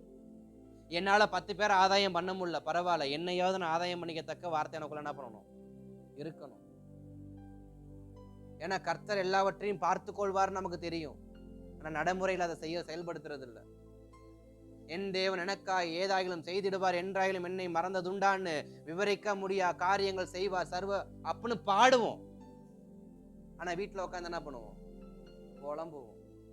ஆண்டவரே என்ன பண்ண, என்னை ஏன் தான் இந்த தேவன் சோதிக்கிறாரோ தெரிய மாட்டேங்குது, ஏன் தான் என்னை எப்படி போட்டு வறுத்தெடுக்கிறாரோ தெரிய மாட்டேங்குது. ஆனா ஆலயத்துல பாடுறப்ப என்றாய் என்னை மறந்ததுண்டா அப்படின்னு ஆலயத்துல பாடுறது, வீட்டுல உட்காந்து என்ன சொல்றது அப்படின்ட்டு போறது. அப்ப எந்த இடத்துல, எல்லா இடத்துலையும் நாம் பேசுகிற வார்த்தை மிக மிக மிக கவனமுள்ளதா இருக்கணும். லூக்காவின் சுவிசேஷத்துல 18ஆம் அதிகாரத்துல 2 பேர் ஜெபம் பண்ண போனாங்க. 10வது வசனத்துக்கு அப்புறம் நினைக்கிறேன். 2 பேர் ஜெபம் பண்ண போனாங்க. என்ன ஜெபம் பண்ண போனாங்க? ஆயக்காரனும் பரிசேயனும் 2 பேரும் தேவ சமூகத்துல போய் ஜெபிக்கும்படி போனாங்க. அதுல ஒருத்தன் ஜெபத்தை கத்தர் கேட்கல, ஒருத்தன் ஜெபத்தை கத்தர் கேட்கல. காரணம் என்ன? ஒருத்தன் ஜெபிக்கிறான், இன்னொருத்தனும் ஜெபிக்கிறான். அவன் ஜெபத்தை கத்தர் ஏற்றுக்கொள்ள, இவன் ஜெபத்தை கத்தர் ஏற்றுக்கொள்ள. காரணம் என்ன? அவன் வாயின் வார்த்தைகள் எப்படிப்பட்டதா இருக்கு? மற்றவனை குற்றப்படுத்தும்படி. அவனை போல நான் இல்லைன்னா என்னை விட அவன் எப்படிப்பட்டவனா இருக்கிறான்? மோசமானவனா இருக்கான். இப்ப நம்ம யாருக்கிட்டே கோழி முட்டிக்கிட்டு இருக்கிறோம்? தேவன்கிட்டயே சொல்றான், ஆண்டவரே இவனை விட நான் ரொம்ப நல்லவன் ஆண்டவரே. அப்ப அவன் கெட்டவன் என்பதை நான் என்ன பண்றேன்? தேவ சமூகத்துல வெளிப்படுத்துறேன். அப்ப என் வாயின் வார்த்தை எப்படி இருக்கு? மற்றவனை குற்றப்படுத்தும்படி இருக்கு. மற்றவனை குற்றவாளின்னு தீர்க்கிற நீ எப்படிப்பட்டவனா இருக்க? மற்றவர்களை குற்றவாளிகளாக தீர்க்கிற நீ எப்படிப்பட்டவனா இருக்கிற? அப்ப அந்த அங்க 2 பேர் ஜெபம் போனப்ப ஒருத்தன் ஜெபத்தை மட்டும் ஆண்டவர் கேட்க, அவன் மற்றவனை குற்றவாளின்னு சொல்ற, அவன் தன்னைத்தானே குற்றவாளி என்று சொன்னான். ஆண்டவரே நான் தகுதியற்றவன். அவன் சொல்றான் அவனை விட நான் தகுதியானவன். ஆனா இவன் சொல்றான் நான் தகுதியற்றவன். நான் தகுதியற்றவன் அவனே சொல்றான். ஆண்டவரே உங்க கிருபைக்கு நான் தகுதி இல்லப்பா, உங்க இரக்கத்துக்கு நான் தகுதி இல்லப்பா. இதே வார்த்தையை தான் கீசின் குமாரனாகிய சவுலும் சொன்னாரு. என் குடும்பம் சின்ன குடும்பம், என் கோத்திரம் சின்ன கோத்திரம், சின்ன குடும்பம், நான் தகுதியற்றவன். ஆனா கர்த்தர் அவனுக்கு தான் ஆசீர்வாதத்தை கொடுத்தார். யார் தன்னை தாழ்த்துகிறானோ, யார் தன் வார்த்தையில் தன்னை தாழ்த்துகிறானோ அது உண்மையான தாழ்மையா இருக்கணும். ஏன்னா இன்றைக்கு முகஸ்துதிக்காக வாயின் வார்த்தைகள், அநேக வார்த்தைகள் பேசுறோம். முகஸ்துதிக்கான வார்த்தைகள்ல உண்மையான வார்த்தைகள் என்னை தாழ்த்தும்படி இருக்கும் என்றால் என்னை கர்த்தர் உயர்த்துவது நிச்சயம். ஏன்னா சவுல் சொன்ன வார்த்தை 100க்கு 100 உண்மை. அவன் குடும்பம் சின்ன குடும்பம், அவன் கோத்திரத்துல அவன் கோத்திரம் சின்ன கோத்திரம், அவன் குடும்பத்துல அவன் ரொம்ப சின்னவன். என்னைய போய் ஏன் தெரிஞ்சு கொண்டீங்க, வேற யாராவது தெரிஞ்சு கொள்ளலாமேன்ற மாதிரிதான் அவனுடைய வார்த்தை உண்மையான வார்த்தையா இருந்துச்சு. அந்த உண்மைக்கு கொடுத்த பரிசு தான் 40 வருஷம் ஆட்சி காலம். அதில் அவன் எப்படியே இருந்துட்டு போறான். அது 2வது. அந்த ஆட்சி அவன் கைக்கு வருவதற்கு காரணம் என்ன? தன்னை தாழ்த்தி பேசின அந்த தாழ்மையின் வார்த்தையை கர்த்தர் கனப்படுத்தினார். தாவீதை எல்லோரும் ஸ்தோத்திரம் ஒவ்வொரு விஷயம் கொல்ல நினைக்கும் பொழுது தாவீது ஏன் எதையும் செய்யாம அமைதியா இருந்தாரு? ஸ்தோத்திரம். அவர் சொன்ன ஒரு வார்த்தை என்ன? அபிஷேகம் பண்ணதுக்கு விரோதமா என்ன பண்ண மாட்டேன், கை நீட்ட மாட்டேன். இது அவர் சும்மா சொன்னாரா இல்ல உண்மையா சொன்னாரா? தன் இருதயத்துல இருந்து சொன்னார். தன் இருதயத்துல சொன்ன வார்த்தை என்ன? நான் சவுல் ராஜாக்கு விரோதமா என்ன பண்ண மாட்டேன், கைய நீட்ட மாட்டேன். ஆனா சவுல் சொன்ன வார்த்தை இருக்கு. சவுல் திரும்ப சொன்னாரு, ஒவ்வொரு விஷயம் தாவீதை பார்த்து, நீ ரொம்ப நல்லவன்டா, கர்த்தரவன் கூட இருக்காருடா, நீ உத்தமன்டா அப்படின்னு சொல்லிட்டு பின்னாடியே ஆள் அனுப்புவார் கொல்றதுக்கு. ஆனா தாவீது அப்படி இல்லை. அவர் பேசின வார்த்தை அனைத்தும் உண்மை உள்ள வார்த்தையா இருந்துச்சு. அபிஷேகம் பண்ணனுக்கு விரோதமா என்ன பண்ண மாட்டேன், கை நீட்ட மாட்டேன், அமைதியா இருந்தார். அப்ப தன் வாயின் வார்த்தையில் தாவீது கவனமா இருந்தார். பட்சேபாளிடத்தில் பாவம் செய்தப்ப அதை ஸ்தோத்திரம் நாத்தான் தீர்க்கதரிசி சுட்டி காட்டின பொழுது கூட தேவ சமூகத்துல போய் தன்னை உண்மையா தாழ்த்தினார். ஆண்டவரே, நான் செய்தது தவறு, உமது கிருபையை விட்டு என்ன பண்ணாதீங்க எடுத்து. சங்கீதம் 51 அப்படிதான் எழுதியிருக்கு. ஆண்டவரே, கிருபையை மட்டும் எடுத்துடாதீங்கப்பா. அப்ப நம் ஜெபத்தின் வார்த்தை கூட எப்படிதான் இருக்கணும், உண்மையுள்ளதா இருந்தா நிச்சயமா கர்த்தர் பதில் கொடுப்பார். நம்ம பேருக்கு ஜெபம் பண்ணா கர்த்தர் பதில் தர மாட்டார். பேருக்காக ஜெபம் பண்ணா கர்த்தர் பதில் தர இருதயத்தின் ஆழத்திலிருந்து ஜெபிக்கணும். வேலைக்கு போறோம், ஒரு வேலையை ஆரம்பிக்க போறோம், ஒரு பொருளை வாங்க போறோம், ஒரு இடத்துக்கு போக போறோம், இல்ல நமக்கு ஒரு ஆசீர்வாதம் வந்திருக்கு, உண்மையின் வார்த்தையில ஜெபம் பண்ணணும். உண்மையான வார்த்தையில, பெயருக்காக இல்ல, சாட்சி கூட. நாம் சொல்லுகிற சாட்சி கூட எப்படிப்பட்ட சாட்சியா இருக்கணும், உண்மையுள்ள சாட்சியா இருக்கணும். பெயர் பிரஸ்தாபத்துக்கு சில பேர் சாட்சி அப்படியே மாடிவேஷன் பண்ணுவாங்க. டிங்கரிங் பெயிண்டிங்லாம் பார்த்து அது ஒரு அழகான வர்ணஜலமாக்கி கொண்டு வைப்பாங்க. சாட்சி என்பது மார்க் போறதுக்காக அல்ல, விசுவாசத்தை பெருக்கிறது. அப்ப அந்த விசுவாசம் பெருகணும்னாக்க பேதுருவை போல இருக்கிறத கொடுக்கணும். பேதுருவை போல தன் வாயிலிருந்து இருந்ததை கொடுத்தார். அதனால அவன் என்ன பண்ணப்பட்டான், எழுப்பப்பட்டான். யார் தங்கள் வாயின் வார்த்தைகளை கவனம் உள்ளவங்களா இருக்கிறாங்களோ அவர்கள் நிச்சயமாய் ஆசீர்வதிக்கப்பட்டவங்க என்ன பண்ணுவாங்க, மாறுவாங்க. தன் வாயின் வார்த்தையில் கவனம் இல்லை என்றால், வாயின் வார்த்தையில் காவல் இல்லை என்றால், வாயின் வார்த்தையில் விசுவாசம் இல்லை என்றால், வாயின் வார்த்தையில் உண்மை இல்லை என்றால், நான் ஜெபிக்கிற அனைத்து ஜெபமும் வீண், நான் பாடுகிற அனைத்து பாடலும் வீண், நான் ஆராதிக்கிற அனைத்து ஆராதனைகளும் வீண். உண்மையாவே அது வீணான காரியம்தான். அப்ப இந்த வருஷத்துல என் வாயின் வார்த்தைகள் உண்மை உள்ளதா இருந்தா, இந்த வருஷம் முழுக்க நான் செஞ்ச ஆராதனை அனைத்தும் உண்மை உள்ளது. இந்த வருஷம் பண்ண அனைத்து ஜெபமும் உண்மை உள்ளது. இந்த வருஷம் நான் சொன்ன அனைத்து சுவிசேஷமும் செயல்படும். அனைத்து சுவிசேஷமும் நான் சொன்னவனுக்குள்ள செயல்படும். என்னுடைய வாயின் வார்த்தைகள் உண்மை இல்லாமல் நான் ஸ்தோத்திரம் கபடற்றவனா இருப்பேன் என்றால், ஏன்னா வேதம் சொல்லுகிறது, நீங்கள் புறாவை போல எப்படிப்பட்டவங்களா இருக்கணும், கபடற்றவர்களா இருக்கணும், சர்ப்பத்தை போல வினா உள்ளவர்களா இருக்கணும்னு சொல்லி வேதம் சொல்லுது. நான் சர்ப்பத்தை போலதான் இருக்கிறேன், புறாவை போல இல்லைன்னா நான் சொன்ன சுவிசேஷம் அனைத்தும் யாருக்குள்ள எந்த ஊழியமும் என்ன பண்ணாது, செய்யாது. ஏன்னா பேதுரு சொன்ன வார்த்தை அந்த பிச்சைக்காரனுக்குள்ள ஊழியம் செய்ய காரணம் என்ன, அந்த வார்த்தையில உண்மை இருந்துச்சு. இன்னைக்கு டிராக்ஸ் எடுத்துட்டு போயிட்டு சும்மா போயிட்டு ஏசு நேசிக்கிறான்னு சொல்றதுக்கும், இதயத்தின் ஆழத்துல இருந்து இயேசுவின் நாமத்தில் எழுந்து நடன்னு சொல்றதுக்கு எவ்வளவு வித்தியாசம் இருக்கு.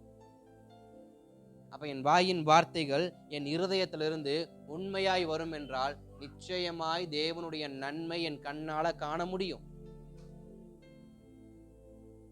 கண்ணால காண முடியும். அப்ப என் வாயின் வார்த்தையும் என் இருதயத்தின் தியானமும் உம்முடைய சமூகத்தில் எப்படிப்பட்டதா இருக்கணும், பிரியா இருப்பதாக. சங்கீதக்காரன் ஜெபம் பண்றாரு, என் வாயின் வார்த்தை காவல் வைங்கப்பா, என் வாயின் வார்த்தையின் இருதயத்தின் தியானம் உம்முடைய சமூகத்தில் பிரீதியா இருக்கட்டும்பா. ஏன்னா என் வாயால தான்ப்பா நான் கெட்டு போறேன். அன்னைக்கே தாவீது ராஜா சொல்லிட்டார், என் வாயால தான் நான் கெட்டு போறேன், வாயால தான் இன்னைக்கு பல பேர் கெட்டு போறாங்க, வாயின் வார்த்தையால தான் இன்னைக்கு பல குடும்பம் சண்டையில கிடக்குது, வாயின் வார்த்தையால தான் பல குடும்பங்கள் பிரிஞ்சு கிடக்குது, வாயின் வார்த்தையினால தான் இன்றைக்கு ஒருவர் மன்னிக்க முடியாம இருக்கிறாங்க, வாயின் வார்த்தையினால தான் அநேகருடைய நன்மைகள் கிடைக்காம இருக்கு, வாயின் வார்த்தையினால தான் இன்னைக்கு தேவனுக்கு எனக்கும் தூரமா இருக்கிறோம், வாயின் வார்த்தையினால தான் சபைக்குள்ள வர முடியாம இருக்கிறோம். இன்னைக்கு எத்தனையோ பேர் சபையை விட்டு பாதியில விலகி போறாங்க. அது என்ன காரணமும் இருந்துட்டு போட்டோம், ஆனா அதுல ஒரு காரியமா வாயின் வார்த்தைகள் முக்கியமா இருக்கும். ஏன்னா பேசிட்டு திருமணம் எப்படி அந்த வீட்டுக்கு நான் போறது? அப்ப பேசுறப்ப என்ன பண்ணிருக்கணும், யோசிக்கணும். சண்டை போட்டுறோம், கெட்ட வார்த்தையில பேசிடுறோம், எல்லாம் பண்ணிடுறோம், பண்ணிட்டு அந்த முகத்தை பார்க்கறதுக்கு தைரியம் இல்லாதனால இனி அவங்க கிட்ட நான் பேசவே மாட்டேன், பார்க்கவே மாட்டேன்.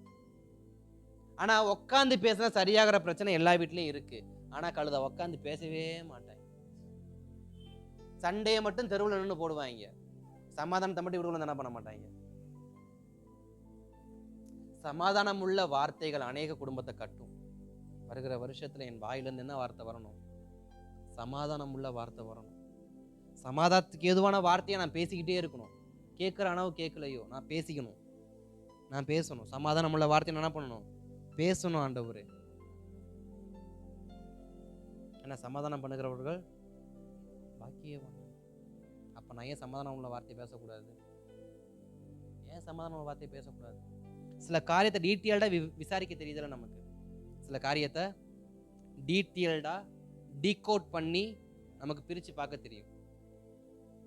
அதே மாதிரி டீட்டெயிலா டீகோட்டா ஒரு சமாதானத்துக்கு எதுவும் வார்த்தை என்ன பண்ண தெரியாது, பேச தெரியாது.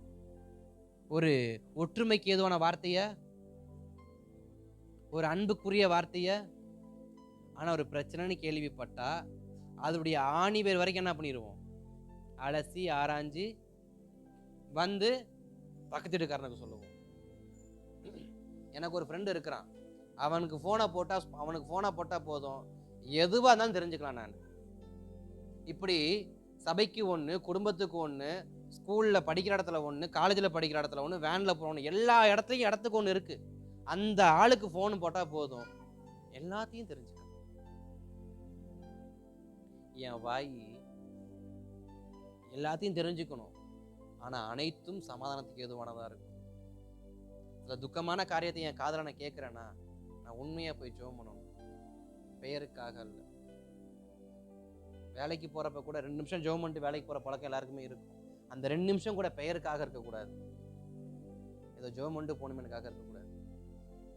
அந்த 2 நிமிஷம் தான் ஜெபம் பண்ண போகிறேன், அந்த 2 நிமிஷம் ஜெபமாவது உண்மையாக இருந்துட்டு போட்டுமே. அது கூட இன்னைக்கு எப்படி தான் இருக்கு? கடமைக்காக. சாப்பிட்றப்ப ஜெபம் பண்ணுற பழக்கம் இருக்கா? இருக்கு. அந்த ஜெபம் எப்படி பண்ணுறோம்? சாப்பிட்றப்ப ஜெபம் பண்ணணும், அவ்வளோதான். அதுக்காக ஜெபம் பண்ணுமே தவிர உண்மையாக மனசாட்சிக்கு துரோகம் பண்ணாமல் எனக்கு ஆண்டவர் அந்த சாப்பாடை கொடுத்ததுக்காக நம்ம நன்றி சொல்கிறோமா? ஆண்டவர் சாப்பாடை கொடுத்ததுக்காக நன்றி சொல்கிறோமா? இல்லை சாப்பிட்றப்ப ஜெபிக்கணும், இது ஒரு ஃபார்முலா. இன்னைக்கு சாப்பிட்றப்ப ஜெபிக்கணும், வேலைக்கு போகிறப்ப ஜெபிக்கணும், ஒரு விஷயத்தை வாங்க போனால், இல்லை பார்க்க போனால், கொடுக்க போனால் ஜெபிக்கணும், இல்லை வேலைக்கு அதாவது ஊருக்கு புறப்பட்டா வாகனத்து மேலே தான் ஜெபிக்கிறேன் ஆண்டவர், கர்த்தருடைய சமயம் எனக்கு முன்னாக போகட்டும் ஆண்டவர், இதெல்லாம் ஜெபிக்கிறோம். இதெல்லாம் உண்மையான ஜெபமா அல்லது போகிறப்ப பண்ணணுமேன்னு பண்றதுக்காக பண்ற ஜெபமா? உண்மையா இருந்தா சந்தோஷம் தான். உண்மையா இருந்தா இதை நான் நம்ம இப்படிதான் பண்றோம்னு நம்ம சொல்லல, நம்மளுடைய ஜெபம் சில சமயத்துல அப்படி இருக்குன்னு சொல்றோம். நான் நிறைய முறை பண்ணிருக்கேன் அந்த தப்ப. சில சமயம் சாப்பிட உட்காந்துருப்பேன், பேருக்கு ஜெபம் பண்ணுவேன். நான் சாப்பிட்றப்ப ஜெபம் பண்ணாம சாப்பிட மாட்டேன், எல்லாருக்குமே தெரியும். அதனால என்ன பண்ணுவேன்? கையில் சோத்திரம் சாலி வாயில போட்டுருவேன். இல்ல, அந்த 3 சோத்திரமாவது உருப்படியா பண்ணா கர்த்தரை சந்தோஷப்படுவேன். அப்ப நம்ம வாயின் வார்த்தைகள் எப்படிப்பட்டதா இருக்கணும்? உண்மை உள்ளதா இருக்கும். அப்ப நம்ம வாயின் வார்த்தைகளை நாம மிக மிக மிக மிக கவனம் உள்ளவர்களா இருக்கணும்.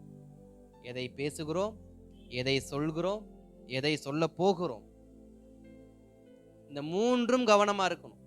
அதே போல நான் சொன்ன என்ன ஆகும், நான் சொன்னா அது எப்படிப்பட்ட விளைவுல போய் நிற்கும், நான் சொன்னா அது எத்தனை நாளைக்கு அது பிரச்சனையில ஓடுங்கிறத நான் கவனிக்கணும். போற போக்குல கொளுத்தி விட்டு மட்டும் போயிடக்கூடாது. கொளுத்தி விட்டு போட்டது என்னமோ ஒரு குச்சி, அங்க எரிஞ்சதோ 1 ஏக்கர் காடு. அங்க எரிஞ்சதோ 1 ஏக்கர் காடு. இந்த 10 பேரும் போற போல சொல்லிட்டு போயிட்டாங்க அது வாழ்வதற்கு தகுதியற்ற பூமின்னு. இங்க 20 லட்சம் பேரும் கொதிக்கிறான் கடந்துகிட்டு. 20 லட்சம் புருஷர்கள், அவங்க மனைவி, அவங்க பிள்ளைங்கன்னு சுமார் 50-60 லட்சம் ஜனங்கள் கொதிக்கிறாங்க. யார் சொன்ன? இந்த 10 பேர் சொன்ன வார்த்தையினால இப்போ எத்தனை லட்சம் பேர் இங்க வேதனைப்படுறாங்கன்னா சுமார் ஒரு 70-80 லட்சம் பேர் பக்கம் வேதனைப்படுறாங்க. எதுக்காக நான் அந்த வார்த்தையை பேசணும்? கர்த்தருடைய திட்டம் தெரியும், தீர்க்கதரிசனம் தெரியும், வாக்குத்தத்தம் தெரியும், கொடுப்பேன்னு சொல்லிட்டாருன்னு. அப்ப அவர் கொடுப்பாரு. நான் ஏன் அதை வேற மாதிரி ப்ரொஜெக்ட் பண்ணணும்? என்னுடைய ப்ரமோஷன் எல்லாமே நன்மையா இருக்கணும். என்னுடைய பிரசன்டேஷன் அனைத்துமே நன்மையானதா இருக்கணும். பொருத்தனை பண்ணுவோம். புது வருஷத்துல என் வாயிலிருந்து நான் ஒரு நாளும் நெகட்டிவான வார்த்தை என்ன பண்ண மாட்டேன். நான் கேள்விப்பட்டாலும் சரி, என்கிட்ட கேட்பாங்க ஃபோன் பண்ணி, ஆனால் நான் சொல்ல மாட்டேன். இப்பவும் நான் அதை ஃபாலோ பண்றேன். நிறைய காரியம் என் காதுக்கு வரும்.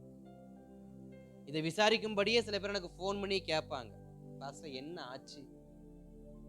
கர்த்தர் சமாதானத்தை கொடுத்துட்டாரு, அதை பத்தி பேசாதீங்க. அது பஞ்சாயத்துல தான் ஓடிக்கிட்டு இருக்கும், அது ரெண்டாவது விஷயம். ஆனா நான் சொல்ற வார்த்தை, கர்த்தர் சமாதானத்தை கொடுத்துட்டார், வேற வார்த்தையை பத்தி பேசும். அப்ப நம்முடைய வார்த்தைகள் எப்பயுமே சில பிரச்சனையை ஸ்டாப் பண்றதா இருக்கணும். அதை இன்னொருத்த தெரிஞ்சுக்கணும் அவசியம் கிடையாது. அதை தெரிஞ்சுக்காதபடிக்கு என்ன வார்த்தை, அதை என்கிட்ட இருந்து போகக்கூடாது, மற்றவன் யார்ட்ட இருந்தால் என்ன பண்ணிட்டோம் தெரிஞ்சுக்கூடாது, வேற விஷயம். எப்படியும் என் ஃபோனை கட் பண்ணிட்டு வேற யாருக்காவது அவங்க ஃபோன் பண்ணிப்பாங்க, நல்லாவே தெரியும். அப்படி ஃபோன் பண்ணும் பொழுது நான் என்ன சொல்லணும்? அதெல்லாம் ஒன்றும் இல்லை, கர்த்தர் பார்த்துக்குவார், ஜெபம் பண்ணுங்க அவங்களுக்காக. இது நல்ல வார்த்தை. அதை விட்டுட்டு அடிமட்டத்திலேருந்து உச்சாங்கொம்பு வரைக்கும் என்ன பண்ணுறது சொல்லி அந்த நபரை குறித்திருந்த நல்ல அபிப்பிராயமே இவன் கொடுக்குற சாட்சிகளை போயிடும். நாளைக்கு அவனை பார்த்தா நம்ம மேலேருந்து கீழே வரைக்கும் தான் பார்ப்போம். காரணம், அவன் தான் சொன்னானே உன் லட்சணம் என்னன்னு. இல்லை, என் வாயின் வார்த்தைகள் கவனம் உள்ளதான் என்ன பண்ணணும் இருக்கணும். அதே வார்த்தையை தான் யோசுவாவும் காலேப்பும் சொன்னாங்க. அது நல்ல தேசம், அதை எளிதில் ஜெயிக்கலாம். எளிதில் ஜெயிக்கலாம்ன்ற வார்த்தை எப்படி இருக்கு? அது வாழ்வதற்கு தகுதியற்ற தேசம்னு சொல்றது எப்படி இருக்கு? அவன் பார்க்க ராட்சதரை போல இருக்கான, வெட்டிக்கிளி போல இருந்த இது, இந்த வார்த்தை எப்படி இருக்கு? ஆனா யோசுவா சொல்றாரு எளிதில் ஜெயிக்கலாம். இந்த வார்த்தை எப்படி இருக்கு? சீக்கிரம் குணமாயிருன்னு சொல்றது நல்லா இருக்கா? நீ 10 வருஷம் குணமாக மாட்டேன்னு சொல்றது நல்லா இருக்கா? வாயின் வார்த்தைகள் கர்த்தர் கவனிக்கிறார். வாயின் வார்த்தைகளை கர்த்தர் கவனிக்கிறார். தேவ சமூகத்தில் ஒப்பு கொடுக்கலாம். ஆண்டவரே, ஒரு நாளும் ஒரு பொழுதும் என் வாயின் வார்த்தைகள் மற்றவர்களை குற்றப்படுத்தும்படியாகவோ மற்றவர்களை ஸ்தோத்திரம் நியாயம் தீர்க்கும்படியாகவோ இருக்கக்கூடாதுப்பா. மற்ற நியாயம் தீர்க்க நான் யார்? நான் எப்பொழுதும் கிருபை உள்ள வார்த்தையை பேசுகிறவனா இருக்கணும். நான் எப்பொழுதும் சுவிசேஷம் சொல்கிறவனா இருக்கணும். என் வாயின் வார்த்தைகள் எப்பொழுதும் உண்மை உள்ளதா இருக்கணும்ப்பா. முகஸ்துதிக்காக நான் பேசக்கூடாது. இன்றைக்கு பேசி பேசி ஏமாந்து போய் நிற்கிறோம். தேவ சமூகத்தில் ஆண்டவரே, நான் முகஸ்துதிக்கான வார்த்தையை பேச மாட்டேன்ப்பா. நான் உண்மையான வார்த்தையை பேசுவேன். நான் நம்பிக்கை உள்ள வார்த்தையை பேசுவேன். நான் பேதுருவை போல நான் என்கிட்ட இருக்கிற அந்த விசுவாசமுள்ள வார்த்தையை கொடுக்கும் பொழுது ஆண்டவரே, அநேகர் எழும்பணும்ப்பா. அப்படிப்பட்ட வார்த்தைகள் எனக்குள்ள இருந்து வெளிப்படணும் ஆண்டவரே. பேதுருவுக்குள்ள இருந்து வெளிப்பட்ட வார்த்தை எனக்குள்ள இருந்து வெளிப்படணும்ப்பா. நீ ஒப்பு கொடுக்குறேன் ஆண்டவரே, எங்களை ஒப்பு கொடுக்குறோம்ப்பா, எங்களை ஒப்பு கொடுக்குறோம்ப்பா. பேதுருக்குள்ளிருந்து வெளிவந்த வார்த்தை எனக்குள்ளிருந்து வரட்டும். அவிசுவாசமான வார்த்தை அல்ல, ஒரு விசுவாசம் உள்ள வார்த்தை வரட்டும். கனவீனமான வார்த்தை அல்ல, கனமுள்ள வார்த்தையா இருக்கட்டும். தேவ சமூகத்தில் ஒப்பு கொடுக்கலாம். என் வாய்களை உமது கரத்தில் ஒப்பு கொடுக்கிறேன்ப்பா. என் வாயின் வார்த்தையும் என் இருதயத்தின் தியானமும் உம்முடைய சமூகத்தில் பிரீதியாக இருப்பதாக ஆண்டவரே. என் வாயின் வார்த்தைக்கு காவல் வைங்கப்பா. நான் பேச வேண்டிய வார்த்தையில் என் வாயில் அளந்து வைப்பீராகனு ஜெபிக்கிறேன். என் வாயின் வார்த்தையில் தேவன் அளந்து வைப்பீராகனு ஜெபிக்கிறேன்ப்பா. அதிகமான வார்த்தைகளை பேசு. சண்டைகள் நான் என்னால் சண்டை வரக்கூடாதுப்பா. இனி புது வருஷத்தில் இவர் சொல்லி தான் இந்த வந்துச்சுன்னு சொல்லக்கூடாதுப்பா. இவங்க தான் சொன்னாங்கன்னு சொல்லக்கூடாதுப்பா. நான் ஜாக்கிரதை உள்ளவனாக இருக்கணும்ப்பா. நான் ஜாக்கிரதை உள்ளவனாக இருக்கணும்ப்பா. நான் ஜாக்கிரதை உள்ளவனாக இருக்கணும்ப்பா. ஆண்டவரே, எத்தனையோ பேர் இருக்கிறாங்க, ஆனால் நான் என் வார்த்தை கர்த்தர் கவனிக்கிறாருன்னு நான் பேசணும்ப்பா. யோசேப்பை போல குற்றம் செய்யவில்லை என்றாலும் பரவாயில்லை, என் வார்த்தையில் நான் குற்றம் உள்ளவனாக காணப்படக்கூடாது. அவனை பார்த்து போத்திபாவின் மனைவி 1000 வார்த்தைகளை சொல்லியும் யோசேப்பு ஒற்றை வார்த்தை கூட சொல்லாமல் தன் வார்த்தையை காத்து கொண்டான். ஒரு இடத்தில் தன் வார்த்தையை சிதறாதபடிக்கு அவன் காத்து கொண்டான். அவன் காக்கப்பட்டது போல என்னை பார்த்து குற்றம் சொல்லட்டும், நான் பதில் பேச மாட்டேன். என்னைய தவறுதலான விஷயத்துல ப்ரொஜெக்ஷன் பண்ணட்டும், நான் வாயை திறக்க மாட்டேன். என் சாட்சி கெடுக்கும்படி நான் செய்ததா சொல்லி குற்றம் சாட்டட்டும், நான் என் வாயை திறக்க மாட்டேன். நான் எவ்வளவாய் கர்த்தருடைய சமூகத்தில் என் வார்த்தைகளை அடக்கி கொள்கிறேனோ அதை கர்த்தர் கனப்படுத்துவார். அதை கர்த்தர் கனப்படுத்துவார். அதை கர்த்தர் கனப்படுத்துவார். பேசாமல் இருந்தால் மூடனும் ஞானி என்று எண்ணப்படுவான். நான் அடக்கிக் கொள்ளணும். நான் அடக்கிக் கொள்ளணும். வார்த்தையை அடக்கிக் கொள்ளணும்ப்பா. 10 வார்த்தை 2 வார்த்தையா மாறட்டும்பா. 100 வார்த்தைகள் 10 வார்த்தைகளாக மாறட்டும்பா. என் வாயின் வார்த்தைகள் குறையட்டும். என் வாயின் வார்த்தைகள் குறையட்டும். என் இருதயத்தின் தியானம் குறையட்டும். கற்பனையின் பேச்சுகள் என்னிலிருந்து வெளியேறட்டும்பா. தூஷண பேச்சில் நின்று வெளியேறட்டும்பா. பீலையாமுடைய நாவு அது ஆசீர்வதிப்பதற்காக தான் கர்த்தர் கொடுத்தாரு. ஆனா அவன் சபிப்பதற்காக புறப்பட்டு வந்து விட்டான். நான் அப்படிப்பட்ட வாழ்க்கையை வாழ்ந்துடக்கூடாதுப்பா. பீலையாம் ஆசீர்வதிப்பதற்காகவே தெரிந்து கொள்ளப்பட்டவன். அவன் வாயிலிருந்து கர்த்தருடைய ஆசீர்வாதம் தான் வரணும். ஆனா நான் சபிக்கும்படி போயிடக்கூடாதுப்பா. ஏன்னா கர்த்தர் நாக்கு அபிஷேகம் பண்ணியிருக்கிறாரு. நீ ஆசீர்வதிக்கிறவர்களை நான் ஆசீர்வதிப்பேன், நீ சபிக்கிறவர்களை நான் சபிப்பேன்ற ஒரு அபிஷேகம் என் நாவல இருக்கும் பொழுது நான் எப்படிப்பட்டவனாக ஜெபிக்கணும், நான் எப்படிப்பட்ட வார்த்தைகளை பேசணும், நன்மை நிறைந்த வார்த்தையை பேசணும். கோபத்துல கூட நான் என் மனைவியை சபிச்சிடக்கூடாது. கோபத்துல கூட என் பிள்ளைகளை நான் சபிச்சிடக்கூடாதுப்பா. கோபத்துல கூட எங்க அப்பாவை நான் பேசிடக்கூடாதுப்பா. கோபத்துல கூட நீ செத்து தொலைன்ற வார்த்தை நான் சொல்லிடக்கூடாதுப்பா. கவனமுள்ள வார்த்தையே இருக்கணும்ப்பா. என் வாயின் வார்த்தை மிக மிக கவனமுள்ளதா இருக்கணும்ப்பா. எங்களை ஒப்பு கொடுக்கிறோம், எங்களை ஒப்பு கொடுக்கிறோம், எங்களை ஒப்பு கொடுக்கிறோம்ப்பா. தேவனே, என் தேவனே, என் தேவனே, என்னை விட்டு கொடுக்கிறேன்ப்பா.